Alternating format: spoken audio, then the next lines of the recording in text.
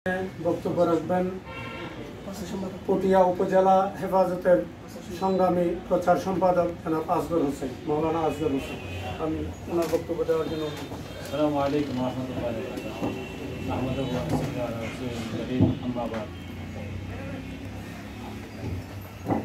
আজকের আমাদের সাংবাদিক সম্মেলন ডাকা হয়েছে। আমরা তো দীর্ঘদিন ধরে হেফাজতের বৈধ কমিটি করে আমরা মাঠে ময়দানে ছিলাম, আসি, ইনশাআল্লাহ থাকবো।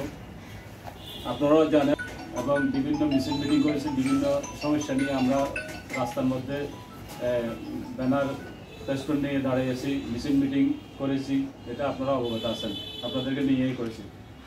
আপনারা জানেন এখানে হেফাজত কমিটির সাথে কারা সম্পৃক্ত, কারা হেফাজত বলা যাবে না, কারণ ওরা বিভিন্ন সময় ওরা ছিল আওয়ামী লীগের দোষর।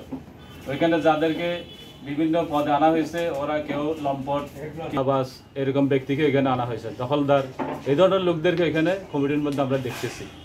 আমাদেরকে জানানো হয় না যে এরকম যে একটা কমিটি হচ্ছে, অর্থাৎ এটা সম্পূর্ণ ওখানে এনে ওরা অন্য কথা বলে এখানে আনে ওরা এই কাজগুলি করছে। উনি জানেও না যে এ সম্বন্ধে, মানে পুরোপুরি জিনিসটা উনি জানে না যে হেফাজতের একটা কমিটি আছে, আপনি অনুমোদন দিয়েছেন। উনি মনে করছে সবাই এখানে উপস্থিত আছে। আমি একটু ক্লিয়ার করে দিচ্ছি, উনি জানে, ওনাকে বলা হয়েছে সবাই আছে, ওনাকে এভাবে মেসেজ দেওয়া হয়েছে যে সবাই এখানে উপস্থিত আছে, ওইরকম বলে ওরা কমিটিটা ওখানে ওরা মানে করেছে।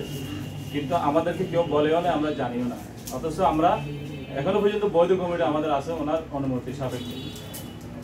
আমাদের কমিটিটা মূল 6 মাসের জন্য দেওয়া হয়েছিল, যে আমরা কমিটি করার জন্য আমাদেরকে 6 মাসের জন্য কমিটিতে দেওয়া হয়েছিল।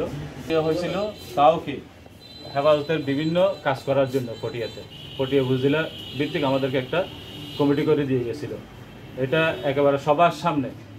তো এরা, আমি বুঝলাম না, আমি বোধগম্য নয় যে এরা লুকিতভাবে কোনো পটিয়ার কোনো জায়গায় নয়, বিভিন্ন ধরনের কমিটি করছে বিভিন্ন জায়গায়।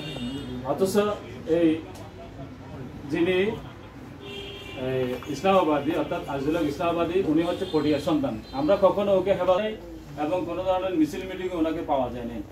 তো ওনার তো পটিয়াতে এই হেফাজতের কোনো কিছু করার ওনার ইয়ে নেই, আপনার ওনার কমিটি করা হয়েছে।